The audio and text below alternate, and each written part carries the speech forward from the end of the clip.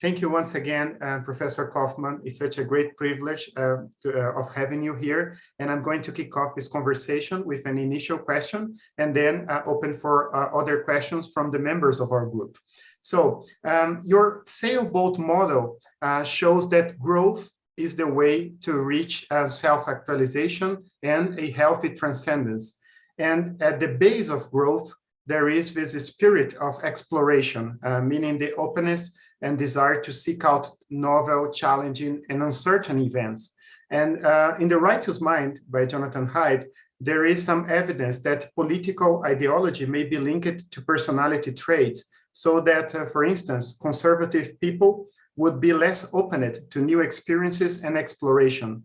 And in addition, genes may also play a role on our tendency to seek novelty. So in Behave, this book by Robert Sapolsky, for example, he shows that a high incidence of a variant of a gene which is associated with novelty seeking and impulsivity, and particularly among peoples who have migrated to other continents. So it reached around 70% in some Amazon tribes, against a near zero incidence in China, Japan, and East Asia. So my question is, are some people more prone than others to look for growth and consequently to reach transcendence, depending on their moral matrices and genes?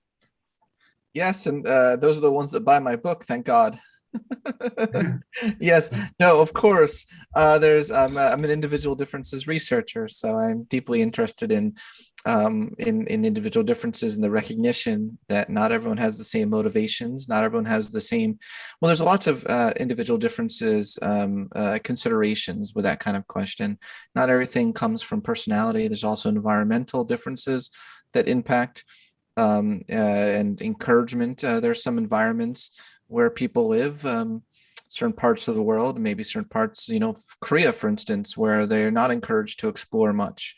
They have to accept whatever the supreme leader says, right? And that's not as conducive to exploration than, let's say, you're in another environment where people feel very free to express themselves and to realize their creative potentials, their unique creative potentials. So I think there's real deep interactions between the environment and genetics and personality traits. And a lot of people who may, at certain parts of their life, also believe in, epigenetics complicates the picture, right? Because there are certain parts in our life when maybe certain exploration genes are not activated by certain environments, but then there are certain environments that get us really excited and get us really, maybe for the first time we encounter something that we're like, wow, I can really go in that domain. I can really go far. And you never knew it before, or you never saw it before. You never even encountered that stimulus before.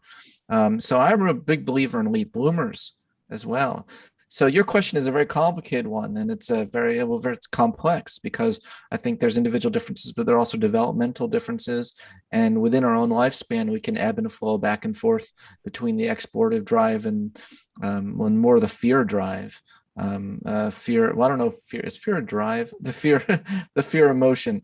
Fear, no one's like, I'm really motivated to have fear.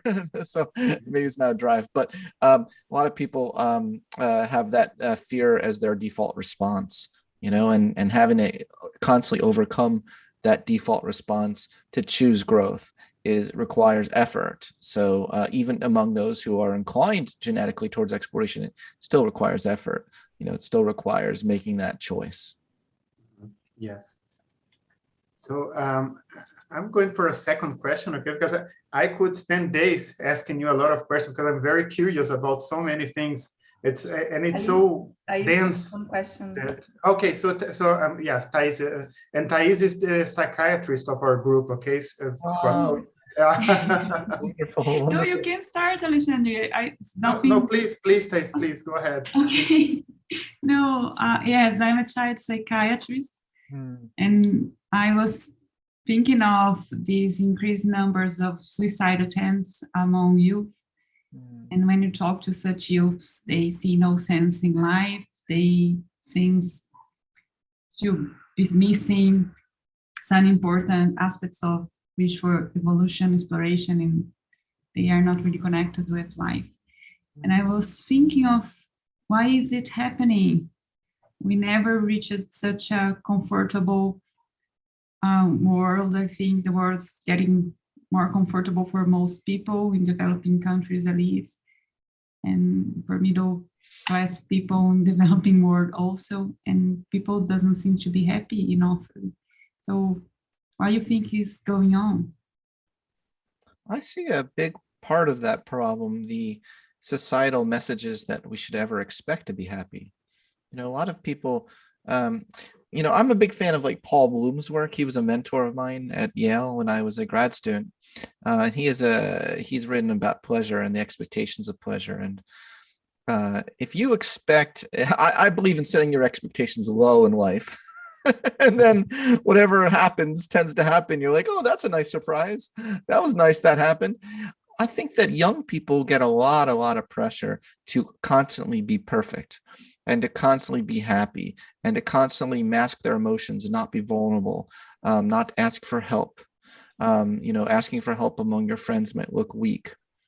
So as a professor myself, you know, dealing with young people, especially at these kind of high-powered schools like Columbia University, students have to, or even, you know, when I was taught at University of Pennsylvania, there was an expression called pen face. And that was the face that the students had to put on all the time with each other to look like they were competent and in command. I think that that kind of societal messaging is not doing people any favors, and that just a complete rethinking of one's life and what one should expect out of life and what's more important, you know, what priorities.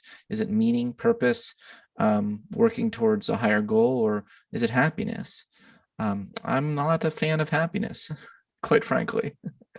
And people that take that different ways when I say that, especially happiness researchers, but I think that's not the goal. And the more we put pressure on people for that to be the goal, it creates a lot of stress. It creates a lot of unnecessary burden on people. I'm a humanistic existential psychologist. That's my love. That's what's deep in my bones. And I really think that when we look at it from a humanistic existential perspective, we realize it's much more important to help equip young people, and well, all people, but I think you're focusing a lot on young people who have suicidal thoughts. It's really important focusing on their core needs that aren't being met. And you find today the big ones that are leading to depression and suicidal thoughts are a severe deprivation of a feeling of safety, and a severe deprivation of a feeling of connection, and a severe deprivation of a feeling of worthiness and competence. So what I would call need for self-esteem. And those three, their boat is, in my sailboat metaphor, the boat has a lot of holes in it, and the water is coming in so fast that they're not able to focus on their self-actualization goals. And that's I think a very unfortunate state of being. And so we have to help with that. And if we help with that, I think that'd be much more helpful than making sure they're happy. Does that make sense?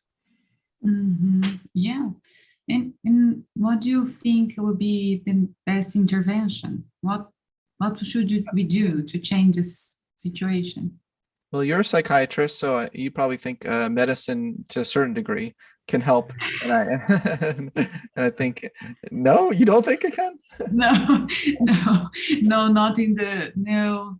But those kids, they are not depressed. That's the problem.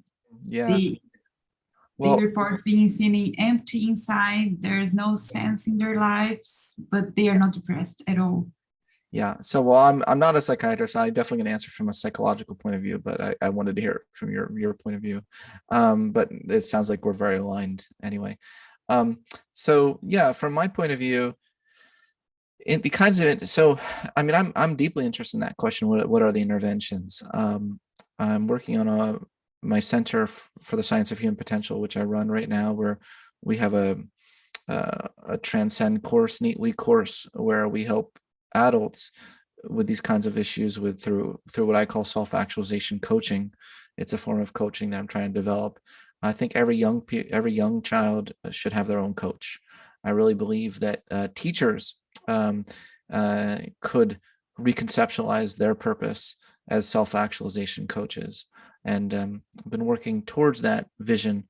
It's a lot, so it's going to take me years, but we're doing this in stages. We're building up a certification coaching, self-actualization coaching program for adults, and then we're going to turn our attention to all educators.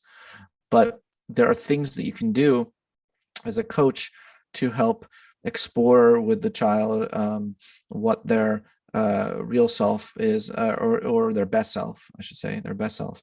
Explore with the child what lights them up, what are their barriers to self-actualization, what are the things that their mind tends to focus on that might be inhibiting their flow state. So how can we activate that flow state more in young people?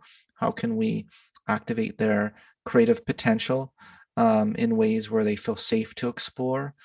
Maybe they need to change their environment. Maybe we need to do a better job offering a better environment. It's not always like the child's fault, right? It's like sometimes our fault as adults. You asked me about interventions. I mean, there are a bunch. I have an appendix in Transcend of activities and things. I'm actually working on a book right now that'll be out next year. I'm knocking on wood that it'll be out next year, on a workbook for wholeness and self-actualization. And the whole book will be interventions. So I think there's hope, is what I'm saying. That there's a lot there. It's really nice to know there'll be another book with interventions. Yes. The whole book will be. And the tentative title of the book right now is Choose Growth. Choose Growth. Very nice. Angela. It's nice. Thank you. Well, of course, we are here in a group that everybody has this work ethics, right? And we value a lot this. And this is a way of all of us to self-fulfill. But I would like you to discuss a little bit about the difference or the line between this work or overwork or autopilot, because it seems to be very unlikely to reach self-actualization and transcendence when you are in the autopilot, right? So you have to be focused on that and totally immersed on that and not in the autopilot. So, and we have, I think in our companies, organizations, we have this autopilot. Everyone are in this mode, it seems. When we talk with people, it seems that almost everybody are in this mode. Is overwork that is not eminently creative, is this work is an impediment to self-fulfillment or to self-actualization, to transcendence? It's a really important balance that has to be struck. The point at which it reaches overwork is up to each individual to decide. I'm not about in all these kinds of questions, my answer is always very individualized, right? Because I'm not one to be the authoritarian and say, there's the point for which everyone, it's over, right? I have this, I watched this video of this like biohacker who talked about his day, and he divides it into like, he's like, now I work 4 hours deep work, and then I breathe, and then I work another 4 hours. It's like, holy, anyone else watching that would be like, that's a little excessive, but it works for him. And I really am all about finding for each individual. This is why I really believe in, I love coaching, right? So I love it. I love working with an individual over a long period of time to really help them figure out what life works best for them. And there are certain signs upon which your self-actualization might be hindered by your being on autopilot, like you said, or doing things I hear Brazilian language. Sorry. So yeah, what was I saying? There are lots of things that there are signs and indicators that you're moving away from growth. I think what you have to, the most important lesson I can instill is really getting in touch with your experiential system. And Carl Rogers called it the organismic valuing system. Getting in touch with this part of you that wants to grow, wants to develop, and constantly being in touch with that means knowing when you're really getting out of touch with it because you're getting obsessive. Your passion is getting like, I gotta finish this. I have to finish this, or else I won't ever get it done. But you start to not get returns on that investment at a certain point. And I think being very mindful, and we'll get, your answer is part of the question.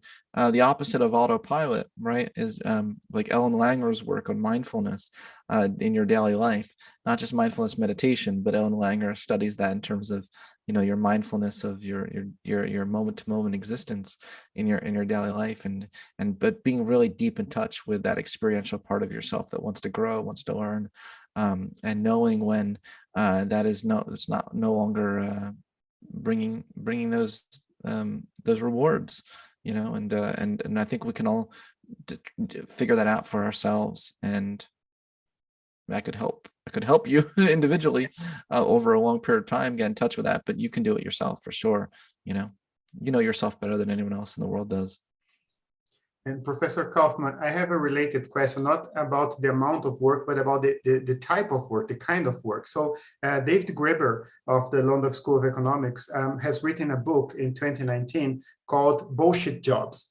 And this book focuses on the analysis of this widespread presence of meaningless, unfulfilling jobs. So he analyzed this phenomenon, its consequence, and he's supported by staggering data, let's say like this. For instance, one survey with 12,000 employees by the Harvard Business Review found that 50%, half of the respondents, they said that they didn't get a feeling of meaning and significance from their work. And another survey in the UK reached a figure of 37% of British workers who think that their jobs are meaningless. So my question is, are we realistic about expecting people to find purpose and self-actualization when they work in meaningless jobs? I think that's interesting. That's a very interesting question, because it puts the onus on the job itself versus the person. I think that I think it's very easy for us to to take no responsibility for our lives and to be in jobs where we say, oh, my life sucks, I'm in a meaningless job. But I think it takes a different kind of person to reframe whatever situation they're in. And if they're in a job that feels meaningless to them, thinking to themselves, well, okay, I have a couple options here. I could quit. I could try to find a different job, or I can try job crafting. I'm a big fan of job crafting and finding new creative ways of reframing the job so it's more in line with your core values and your core meaning. I think that we can create meaning in our lives out of almost anything, even traumas. I'm really interested in post-traumatic growth and that whole field. It'd be like saying, I don't know, I guess I'm making an analogy between shitty jobs and just having a shitty life. Like a lot of us face things that are significant challenges, and it'd be very easy to just fall into patterns of helplessness and say, oh, well, I'm in a shitty life. Just like some people say, oh, I'm in a shitty job, what's the point? And I would just say, well, the point is that all of life is shitty. That's life. That's life. To live and be alive is shitty. But what we have to do is constantly, like I said, choose growth. We have to constantly choose meaning. We have to reframe things in ways that light us up and allow us to more clearly see what we can bring to the table. You can bring to the table in any situation yourself. For instance, I sometimes have dreams of being a stand-up comedian. Well, I'm using that muscle even in my talks, even in my, when I hang out with people, do you have to like be in the stand-up comedian profession to make people laugh? No. Do you might be in a shitty job and you look at your character strengths. Let's say some of your character strengths is, let's say one of your character strengths is kindness, right? And let's say you're a banker, you can be like, oh, I'm in a shitty job, I don't get a chance to be kind. But is that true? Every single day you can have moments and opportunities to be kind. Do you have to be in a kindness job to be kind? So I guess what I'm saying is, that question you asked me puts a real big onus on the job and strips away all the humanity of the person and their own choice of whether or not they want to reframe and find meaning in what they do. Perfect. Yeda, please go ahead. Thank you. Thank you. Hello, good evening. I'm here in the Isle of Man, so very far away from all of you. Oh, wow. Wow. Island of Man, Isle of Man. That's amazing. What's in the Isle of Man? Is it like all men and the whole biosphere? They're gonna call Isle of Person one day, but for the time being, it's still Isle of Man. But my question to you is that most philosophies, there is the pursuit of happiness. People want to be happy. And they pursue that as the ultimate goal in their lives. But happiness is something very, very volatile. You're happy today, you're not happy tomorrow. You cannot be happy in a permanent way. But my question to you is that how much do you think the pollution of data, information, social network embarrass or make this pursuit of happiness more difficult? And how much people confound self-gratification with happiness? I think that there is a strong linkage between hedonic pleasures and happiness. A lot of people make that association intuitively, even though the research doesn't bear that out to be the case. I mean, interestingly enough, when you look at the science of life satisfaction, you find that like purpose is a better predictor of life satisfaction than hedonic pleasures. So I think that a lot of people have intuitive ideas of what will bring them happiness, and those intuitive ideas are wrong. And that's why we need science. That's why we do what we do, right? It's like, because we want to get this right. We want to help people on a firm scientific foundation, not because a lot of intuitions are wrong and a lot of societal messaging is wrong about what will bring us happiness. A lot of people feel a lot of pressure, with all like Success magazine, Success magazines and all these magazines and just like beauty on the cover of everything is like, oh, well, these people are happy. I guarantee you those people aren't happy.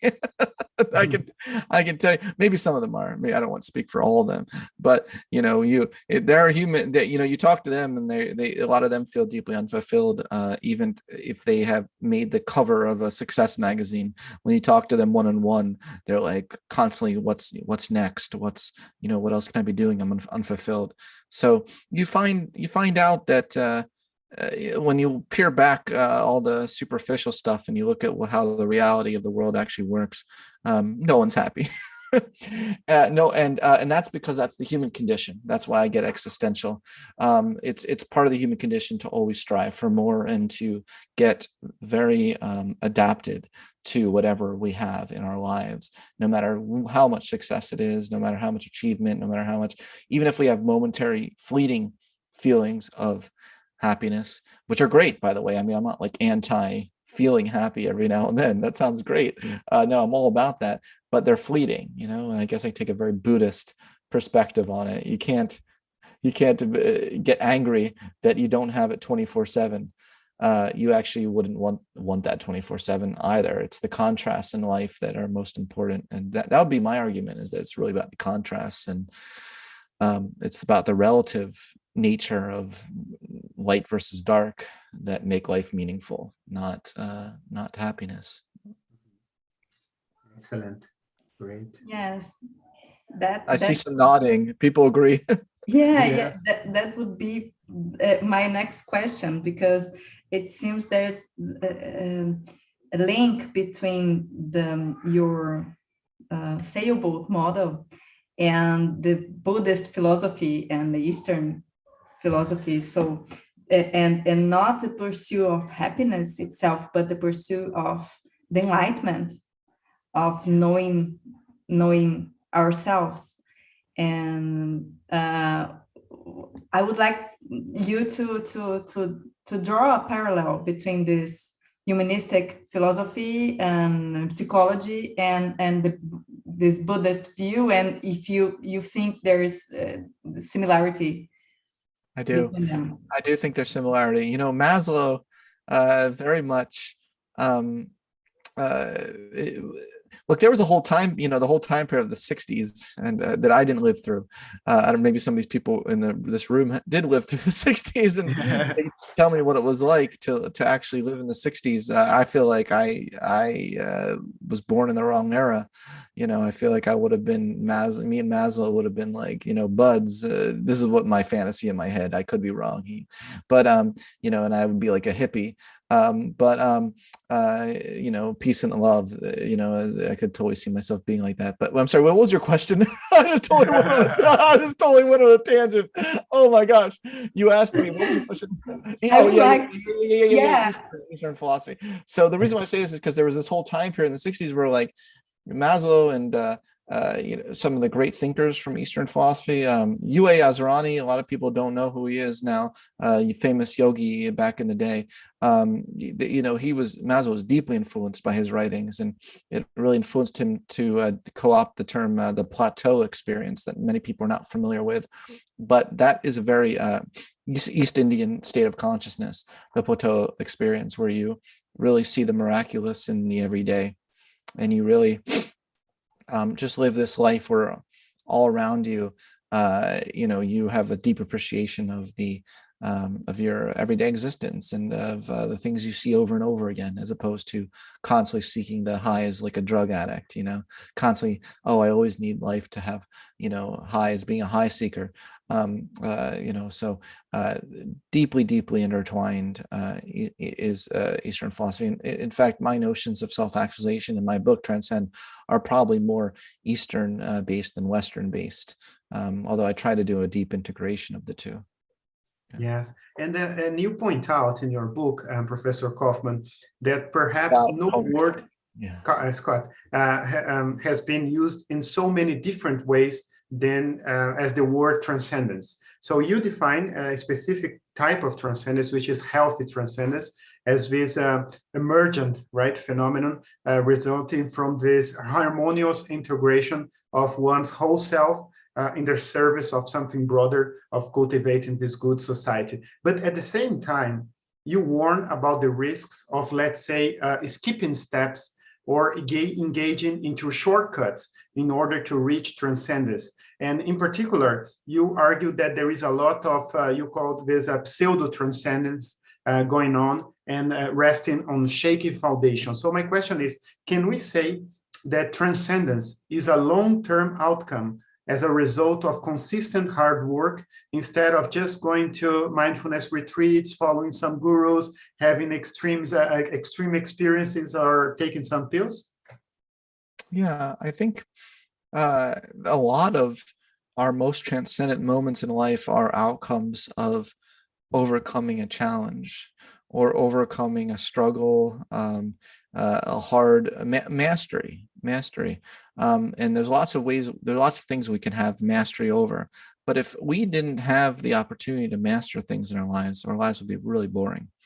And our lives would, you know, we may feel positive emotions, but still feel deeply unfulfilled. But luckily, you know, there are lots of things, there are lots of opportunities for mastery in our lives, because, like I said, life is shitty. So, you know, and I mean that in the sense there's constant challenges. Sometimes it's just challenge getting out of the bed in the morning. You know, sometimes I feel like that great sense of mastery if I even just like get going during the course of a day. So I think that hard work is and the opportunity to put in that work to have self-control and to have discipline and to track our growth over time is a very, very meaningful pursuit in life, very essential. But I'm not against supplemental things such as psychedelics or I'm trying to think of what else wouldn't require a lot of effort, because obviously meditation requires effort. Well, I mean, one could make the case that doing psychedelics requires effort to a certain degree. You have to overcome, you're still overcoming something there. You're overcoming, in a lot of people, your fear of what would happen if you lost control, you know? A lot of people fear psychedelics and what it will do to them, and being able to go on that journey and to come through it unscathed, I think one could make a case as a form of effort as well. You know, I don't have such a black and white idea of what effort entails. I don't know. I mean, this is all just riffing with you, you know. Yes, and I'm reading right now this Maslow on management. It's a ramification of the reading of your book, and I was particularly struck by the criticism of Maslow with young people who think that they might reach self-actualization overnight. You know, it's not an overnight something that you reach overnight. It's a result of hard work in this sense, right? So yeah. It's. So yes. Yeah, sure, please. Well, but no, it's okay. I'm a big fan of that book you held up, and the foreword is by Warren Bennis, who I'm a big fan of as well, and I'm friends with someone, the world's authority on Warren Bennis. Gary's name is Gary Heil, but anyway, I was just gonna mention that. Fantastic, and Ayeda, please go ahead. Thank you.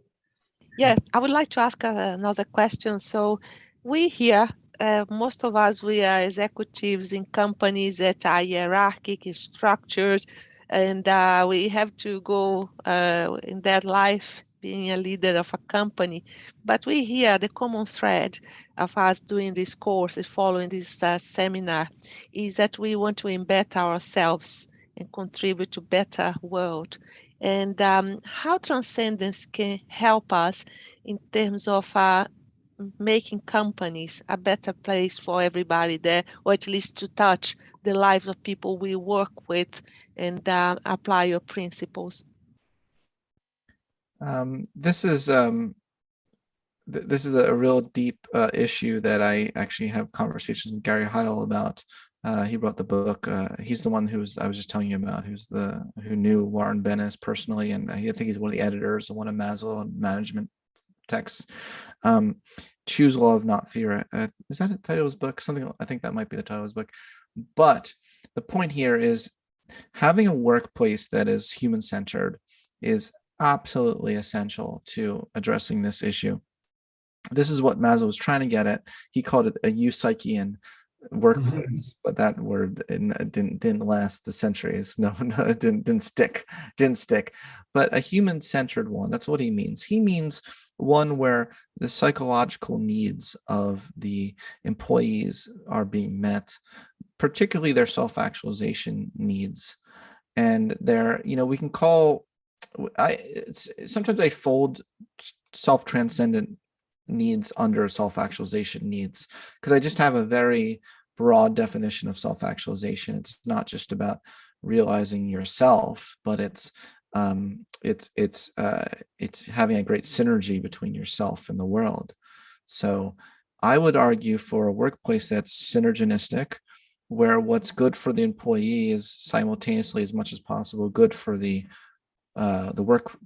company.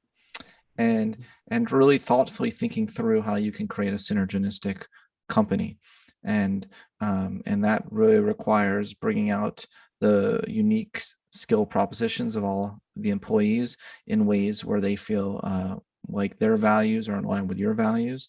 You feel like their unique creative potentials are contributing to the overarching goals of the company, and that the intrinsic motivation and joy of the employees is synergistic with what is good for the company, so that the employee doesn't feel like, you know, they're slugging through it all day, and so that they can get home and do something intrinsically enjoyable, you know, that actually what they're doing in their day is intrinsically enjoyable.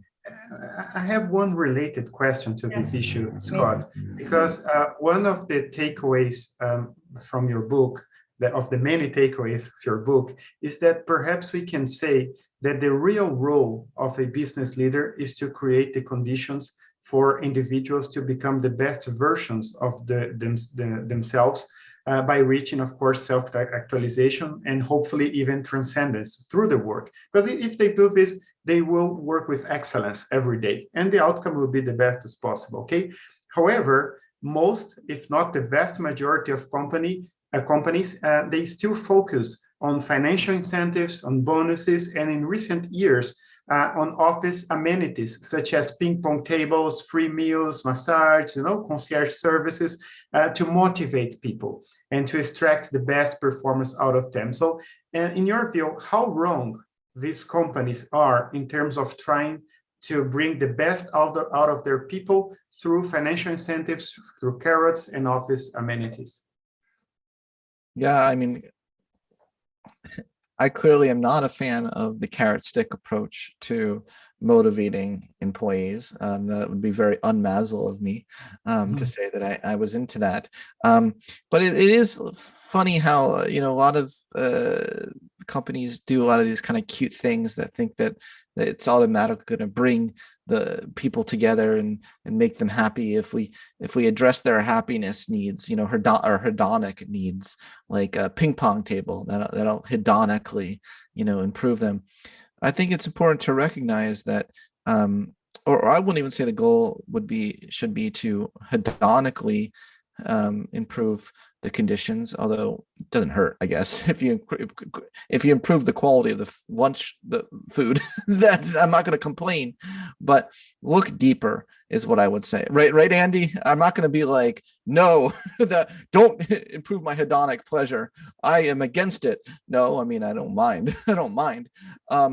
But you really look deeper to creating a human-centered workplace where the connections are deeper, so that people can rally around the unique interests and the sharing with each other of their unique creative potential. You know, create more of an office environment. If you're going to invest in things, invest in things that bring out more of an opportunity for people to sit around and share with each other what they're working on, what they're excited about, and allow people to see that their own unique creative potential is being valued. And there are ways of going deeper and doing that than merely offering better food and a ping pong table. Although, like I said, I wouldn't say no to better food.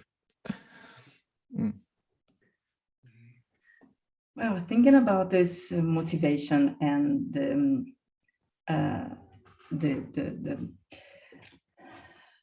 that the leaders would be the responsible person to motivate people is a very patronizing, right, and established this hierarchical level. And I think this takes off of the people their responsibility for their self-actualization. And but at the same time, when we think about, and I would like to hear you more about this, the role of the leaders in big companies when they have thousands of people under there, and each one has its own singularity, and how can we include everyone without standardize people and letting them to be themselves and letting each one to pursue their own self-actualization without this responsibility of motivate, but to create the environment, how to create the environment to each of them to pursue their self-actualization. And there's another question linked to this one. This would be possible with hierarchy in our companies, or do you think it will be more suitable to nets and more democratic structures of companies? Yeah, well, Angela, you consistently asked good questions today. So thank you for that. I looked into the literature on what I refer to in my book, Enlightened Leadership. I would recommend people read the section of my Transcend book it's called Enlightened Leadership, and the main principles that I outline there. And I think that the key is there's nothing necessarily wrong with hierarchies. I know a lot of people, just even politics, this stuff starts to get very political, like do you want, like, what kind of society do you want a socialist society? Do you want that? Well, I don't want to get into that debate, but I will say that it's not always a bad thing having people in power who use it responsibly and use it in a way where they create a culture where people feel safe to dissent, to challenge, to question. I think it's really important to make sure that you have leverages or you have opportunity points for employees to challenge if they think the company is going in a direction that they don't like. Now, it doesn't mean that the bosses, the leaders, need to always listen to it, but where at least the employees feel that they can express it and that it's considered at least, and can have a dialogue about it. So that's a really important thing. You brought up a lot of stuff, so I'm trying to think of what to address when. Do you want to ask a pointed question? Yes, it will be also the challenge of not standardize people and let them be themselves, their uniqueness. Yeah, the trick to do that is to have a culture where everyone uniquely but collectively is on board with the overarching purpose and feels inspired to want to contribute to the overarching whole. And that's the real key. And to motivate employees, you really have to send the message that so I feel that way. I see that with my own center, and my own team. Like, my team is so enthusiastic to unlock the potential of people that I don't need to worry about that question. I love each and every one of my team members and their unique quirks and character and talents they bring to the table. But the point is, I'm not in every meeting going one by one and being like, what are your unique talents and creative potential? And let's see how we can not standardize it. They're all on board with the larger mission. And I don't even, as long as they're contributing to that larger mission, it doesn't bother me if they're their own unique, quirky self or bringing their own unique talents to the table. So I just feel like that's the trick around it. That's the trick around it, is you don't have to so explicitly, like, make sure that if you have 1,000 employees that you one by one give them all character strength survey, and then you make sure that their characters, you follow up with every individual one and make sure their character strength survey is uniquely being. No, what you do is you get them, really, really inspired to want to contribute to that bigger thing, and give them opportunities to do it, and say, we're happy for you to contribute to that pie in your own style, as long as it's contributing to that bigger pie. But you don't even need to, like, dictate. I mean, the point is they're so excited to do it anyway. So many people. It's just so obvious to me, whenever I even give webinars. I gave a webinar the other day for 700 leading coaches around the world and outlined my vision for a self-actualization coaching program. And I got like hundreds of emails, like within 5 minutes after my talk, with people wanting to contribute to my coaching program. I didn't even ask, email me if you want to. No, we underestimate people. We think we need to do things to explicitly manage them, control them. that's not how people, you get the best out of people. You present to them a vision that they want to be on board with, and let them drive you as opposed to you drive them. Does that make sense, Angela? Yeah. Wonderful, wonderful. I Perfect. have a doubt, Scott, about motivation and human needs at work, that I've been willing to ask you for a long time, because in the past decades, self-determination theory, with its emphasis on intrinsic motivation, has become, let's say, the main contender to the carrots and stick approach to motivation in the business world. But frankly, I see all elements, these three psychological needs of autonomy, competence, and connection, I see all these elements emphasized by self-determination theory inside both Maslow's writings 60 years ago, as well as in your sailboat model. So my doubt, because when we talk to other people about this, is what is the difference, if there is one, between self-determination theory and your views and Maslow's views on human needs and motivation? Can we say that self-determination theory is a sort of a subset, it's a subset of Maslow's and yours model? Yeah, I think you could see it as a subset. I had a really delightful conversation with Richard Ryan, one of the co-originators of self-determination theory, on my podcast, the Psychology Podcast. So I really recommend people listen to that if they're interested in the question you just asked me, because me and him went through and compared and contrasted, and I told him things he was missing. Self-determination theory has a very large research base around it. I have deep appreciation, respect for what they've done. But I see things missing, and not obviously not shy to, just because something I've never been one to just because something's been around for a while, to just conform. I've always, even as a little kid, it got me in trouble all the time, when teachers would say things and I'd be like, I don't know about that. So I have some criticisms of self-determination theory, which Richard Ryan was very, very gracious in discussing with me. I think he leaves out the need for exploration. He leaves out purpose. A lot of people can have autonomy but not have a purpose, right? So I don't think just measuring autonomy is the thing to measure there. A lot of people can have freedom and then get bored out of their minds.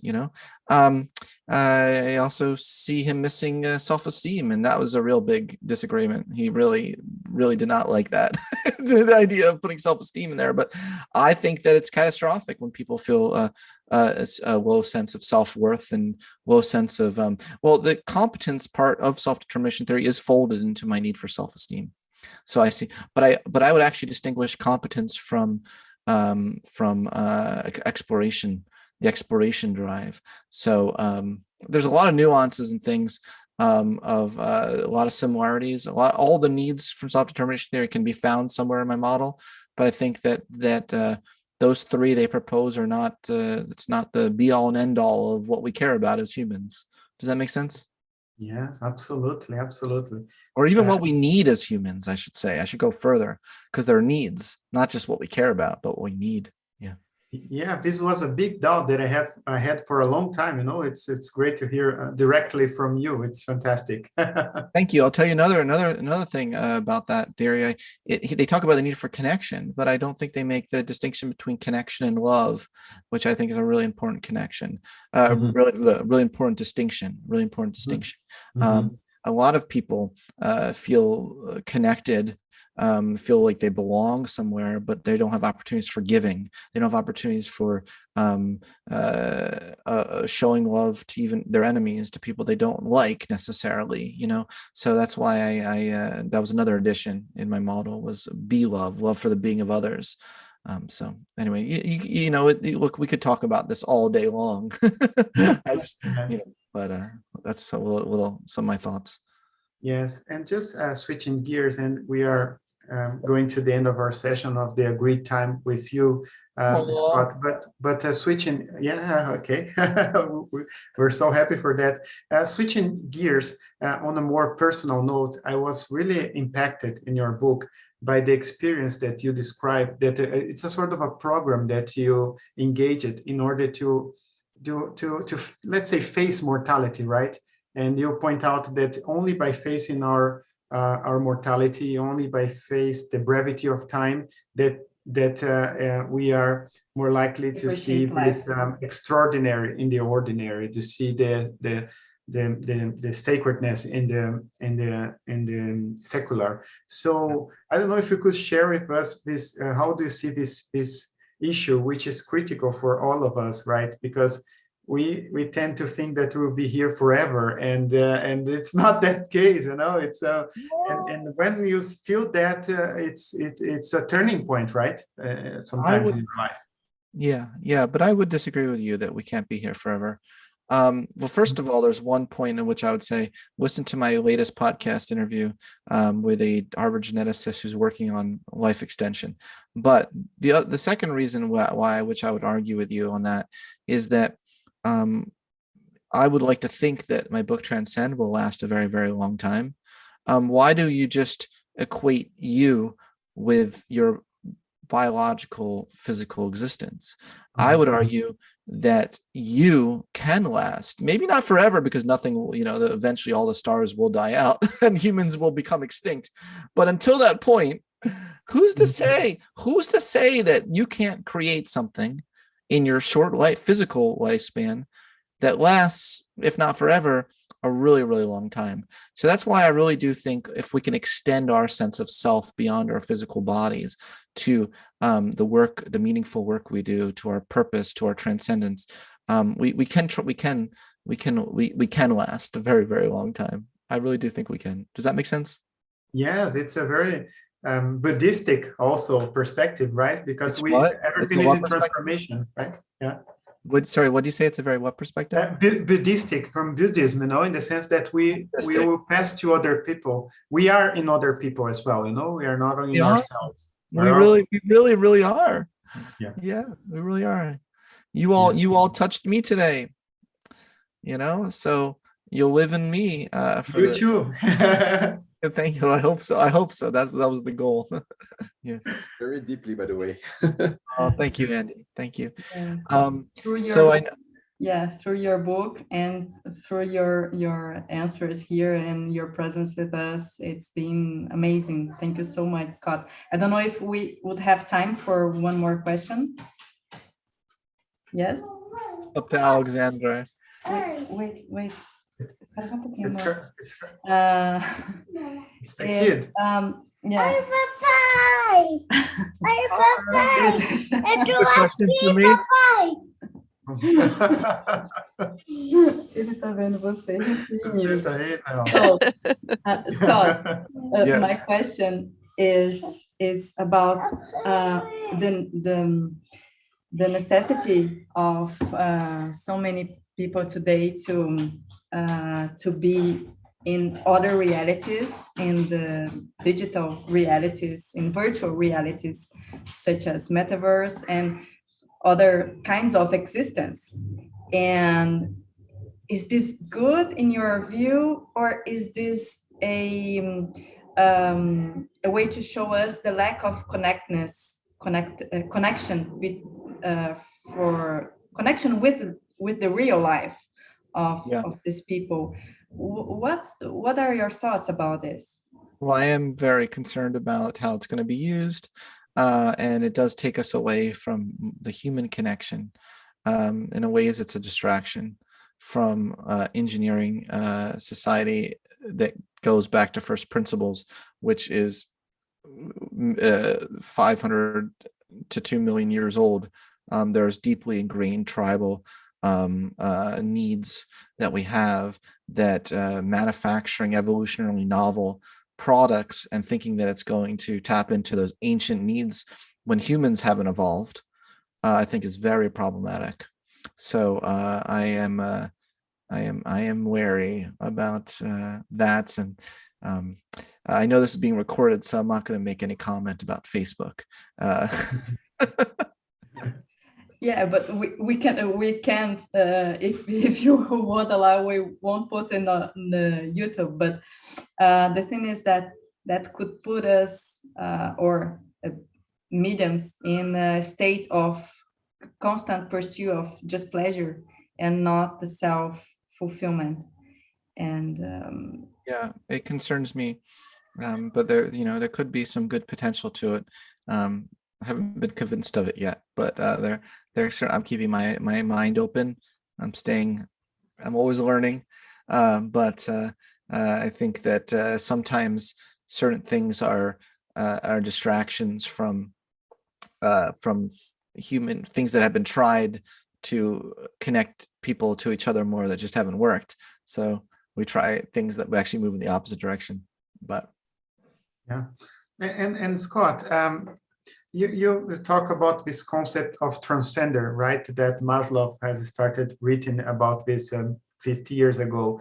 How prevalent are transcenders, and let's say in the society? I don't know if there's something in this sense, some kind of analysis. And also something that really struck me is that these transcenders, they supposedly they can recognize each other very, very quickly.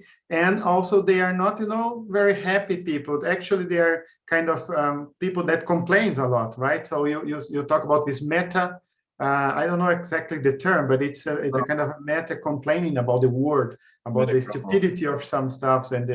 And so could you please elaborate for us this concept and how do you see this, please? Yeah. In my Transcendence 8-week online Transcend class, when they graduate, we call them transcenders. They become transcenders when they graduate. Becoming a transcender, it requires a very high state of consciousness where you have dichotomy transcendence and you're able to not see the world in terms of black and white and male, female, good versus evil, all these kind of dichotomies that the way people carve up the world, but we're able to kind of see everything as part of a larger whole, and the larger whole of humanity. And well, I personally think that if we had more transcending kind of consciousness, we could be able to transcend a lot of political disputes we have. I think we could overcome a lot of forms of racism we see in the world. We could overcome a lot of sexism, overcome a lot of there's so much we could do in this world if people could get there. But one of the things about transcenders is that they are not happy because they're frustrated at how much people aren't there. And that's a good thing because it makes them keep working for it. It is okay to not be satisfied with the current state of the world. We need to encourage more in people that happiness is not the goal if you want to change the world. It's changing the world. Yes, there is this book, Utopia for Realists, from Rutger Bregman, in which he says that perhaps crisis is not the right word for the situation that we are, because crisis, the root of the word, it means the time, the moment of truth, you have to decide. And perhaps coma, a state of coma, is more appropriate in the sense that we are sleeping and without big ideas about the future. So perhaps it's aligned with what you said. So guys, do you have any more questions for Professor Kaufman? I think people are shy, it's such a great opportunity. I'm not going to say once in a lifetime, hopefully not, but it's a great opportunity. To hear you, Scott. Thank you so much. Thank you so much. Thank you. I don't understand any of the comments in the chat window, but I will say I will assume they're positive comments. I'll have to Google translate those comments later to see what people said. But thank you. It was a real privilege for me to be able to talk to you all today. I appreciate you reaching out and that you even wanted to talk to me. So I appreciate that, and I hope it was valuable. And I think it's okay if you release this recording. I think it's okay. What do you think? Yes, absolutely. From Please, our end, just a round of applause. If you want to decide later, that's okay for us, Scott, please. Okay. Yes, please. Thanks. And we're waiting for the next book, and we call you again. That's right. Look out for that next year. I'm writing that with a former student of mine who she was an undergraduate student of mine. She just became a doctor. I'm so proud of her, and we're running this together to help people through COVID, psychologically help them through this pandemic. That's what I was going to say. It's so mind-blowing, Scott, what you've written and have listening things from you directly. It's amazing. So it's hard to formulate new questions because it's hard to process it. And I'm really looking forward to your next book, so we can have a guide on how to contaminate other people and implement those things in a more strategic or direct way. So thank you very much. Really appreciate it. Yes, we thank you so much for being here and for your beautiful work through your books and your podcast, because you are impacting a lot of people. I can assure you that your work is impacting deeply us here, and of course a lot of people around us, and that's the way things go. So thank you so much, Scott. Once again, it was such a pleasure to be here with you. Such a joy. Likewise. So Have a good day. So or good night. Is it evening over there? Thank you. Yes, it's actually 8 o'clock. 8 o'clock in the evening. Good night. Good night. Yeah, it's 11 o'clock here. Wow. So you appreciate it. Yeah. Well, have a good sleep, everyone. Sleep. Yeah. Thank you. Have a great Great. afternoon. Bye. See you guys. See you. Thank you. Tchau, gente.